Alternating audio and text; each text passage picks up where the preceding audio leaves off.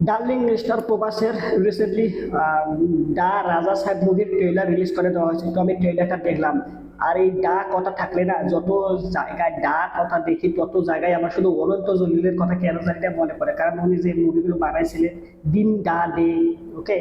এরপরে মানে প্রত্যেক প্রায় অলমোস্ট সবগুলো সিনেমার ক্ষেত্রে ওনার ডা কথাটা থাকে, টিএসি ডা, ওকে।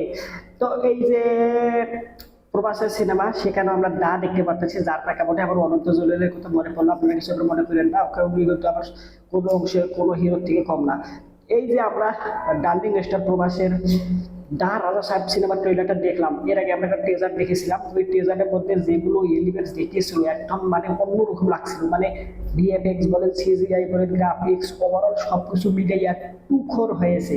আর এখানে এই যে এতটা ভালো হওয়ার রিজন হচ্ছে যে যেসব মেকাররা এখানে ভিএফএক্স, সিজিআই ও গ্রাফিক্স এর কাজ করতেছে, সেখানে প্রভাস নিজে একটা টিম তৈরি করছে। টিম তৈরি করে ওগুলোকে পর্যালোচনা করার জন্য, ওগুলোকে দেখার জন্য, ভুল ভ্রান্তি কোথায় হলো, কি হলো না হলো, এগুলো কে পরিচালনা করার জন্য সে একটা টিম গঠন করেছে এবং ওখানে নিয়োজিত করেছে, যে তারা দেখবে যে কোনখানে ভিএফএক্স এর দুর্বলতা রয়েছে, কোনখানে কি কাজ হচ্ছে, কি রকম করলে আরো ভালো হবে, এই বিষয়বস্তুগুলো তারা আর কি পরিচালনা করতেছে তার ওই টিমটা, ওকে। যার প্রেক্ষাপটে এখানে কিন্তু আমরা ট্রেজারে দেখেছিলাম কোনো প্রকার কোনো ভিএফএক্স বলেন, সিজিআই বলেন বা graphics, overall everything is good.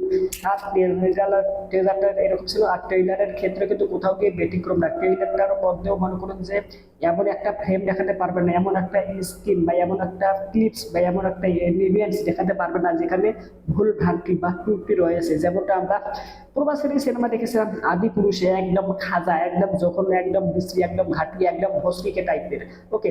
যার প্রেক্ষাপটে সেখান থেকে সে শিক্ষা নিয়েছে যে আমার সিনেমার ক্ষেত্রে আমার যে দর্শক, আমার যে ভক্ত, আমাদের পাবলিক অডিয়েন্স, জনগণ, তারা আমাকে যারা ভালোবাসে, সিনেমা দেখতে আসে, তারা যদি আমার সিনেমা এসে এইসব দেখে, তাহলে তো তারা ডিসঅ্যাপয়েন্ট হবে। যার প্রেক্ষাপটে আদি পুরুষ সিনেমা থেকে শিক্ষা নিয়ে সে এখন তার এই ভিএফএক্স বলেন, সিজিআই বলেন বা গ্রাফিক্স বলেন, টিম নির্মাণ করেছে, তারা এই জিনিসগুলো পর্যালোচনা করে। যার প্রেক্ষাপটে আমরা কিন্তু ভালো একটা প্রোডাক্ট পেয়েছি।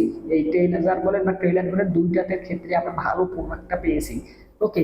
তো এভাবে যদি তার ওই টিমটা পর্যালোচনা করতে থাকে, পরবর্তী সিনেমা বা আগামী সিনেমা যেগুলো আসবে, তাহলে প্রত্যেকটা ক্ষেত্রেই মনে করি যে আমরা খুব ভালো কিছুই পাবো, ওকে। এই বিষয়ের কথা না বলি, এখন আমি যদি ট্রেইলারটা নিয়ে কথা বলি, ট্রেইলারের মধ্যে দেখা যাচ্ছে প্রথম বেশ কিছু সময় ট্রেইলারটার রান টাইম হচ্ছে 3 মিনিটের থেকেও বেশি, 3 মিনিট 15 সেকেন্ড কি 20 সেকেন্ড দেখলাম, ওকে।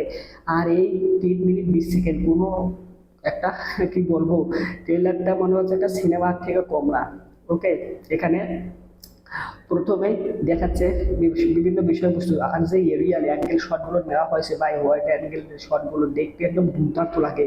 এখানে প্রবাসের যে ডায়লগটাকে যেভাবে আর কি তার লুক দেওয়া হয়েছে, দেখতে একদম টুকর একটা সিকোয়েন্স রয়েছে, যে ওখানে দাঁড়িয়ে রয়েছে তারা তিনজন কি চারজন মিলে একটা স্পিড একটা ভূত আসতেছে, আহো দাদাজি মিললো বুঝেছে পেরেছে, আর পাগল হবে কে, তো কেয়া করে ভাগো ভাই।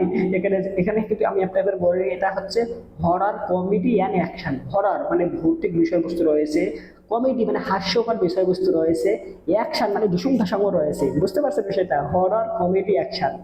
আবারও বলতেছি, ভৌতিক, কমেডি, নাচানাচি বা হাসাহাসি, ধরুন নাচানাচি না, হাসাহাসি, এরপর অ্যাকশন মানে মারামারি, হরর কমেডি অ্যাকশন। এই সিনেমাটার মধ্যে আমরা দেখতে পাবো তিনটে ক্যাটাগরি, তিনটা জনরা এক সিনেমার মধ্যে রাখা হবে। তাহলে একবার চিন্তা করে দেখেন, যখন হরর থাকবে তখন তো হরর করে দেবে, আর কমেডি থাকলে করকর করে দেবে, আর অ্যাকশন থাকলে একদম মারামারিতে একদম ভরপুর করে দেবে, ওকে। তো ওভারঅল এই সিনেমা নিয়ে আমার এক্সপেকটেশন অনেক বেশি, কারণ প্রবাসের যে ওই যে বাহুবলী সিনেমা আমরা দেখেছিলাম, বাহুবলীর পরে এরপরে ওরকম হাইপের কোনো সিনেমা এখন পর্যন্ত সত্যিকার অর্থে আমার ওই বাহুবলী লেভেলের এখন পর্যন্ত কোনো সিনেমাই প্রবাসের হতে পারেনি।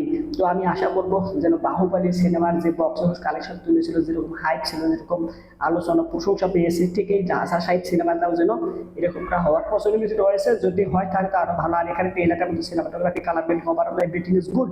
আর এখানে প্রবাসকে দেখতে যাওয়ার একদম দুর্দান্ত লাগতেছে, তার যে লুক, তাকে যেসব আর কি আউটলেস বা পোশাক আশাক পরানো হয়েছে সব দিক দিয়ে তাকে পারফেক্টলি মানায়। আর এখানে অন্যান্য অভিনেতা যারা রয়েছে তারাও খুব ভালো অভিনয় করেছেন। এখানে তো শুধু প্রভাস আর প্রভাস, তার পাশাপাশি এই নায়িকাকে দেখানো হয়েছে বেশ কিছু ঝলক, তাকেও দেখতে খুব সুন্দর লাগতেছে। আর এখানে সবার শেষে একটা সিকোয়েন্স রয়েছে, ওই সিকোয়েন্সের মধ্যে লুকটা তার ভিন্ন একদম, মানে 50 বছর প্লাস হয়ে গেছে প্রবাসের, এরকম একটা লুক দেখাচ্ছে।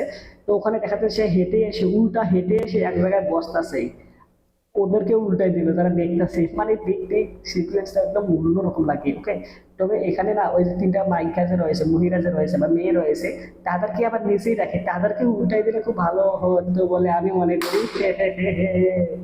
কারণ তাদের যে পোশাক আশাক পরেছিল কিরকম লুঙ্গির মতো, ওদের ওদের কি বলে, ওরা যদি উপর দিকে উল্টো উল্টা হয়ে যাইতো তাহলে তো সব কিছু দেখা যাইতো, ভাবলে পারলে রে। এর লেগে মনে হয় ডিরেক্টর বা হচ্ছে যারা এখানে অভিনেতা অভিনেত্রীদেরকে এইভাবে এই সিনেমার বেকাররা ওই জন্য নায়িকাদেরকে উল্টায়নি, কারণ ওদেরকে উল্টে দিয়ে তো 12টা বাজে যাইবে। লাইক করেন, এই ভিডিওতে কমেন্ট করে জানান আপনার মতামত, চ্যানেলটা সাবস্ক্রাইব করেন, আপনাকে সাবস্ক্রাইব করে সম্পূর্ণ ভিডিও দেখার জন্য আপনাকে অসংখ্য ধন্যবাদ। রাজা সাহেব প্রবাস আসতে খুব দ্রুত। বাই।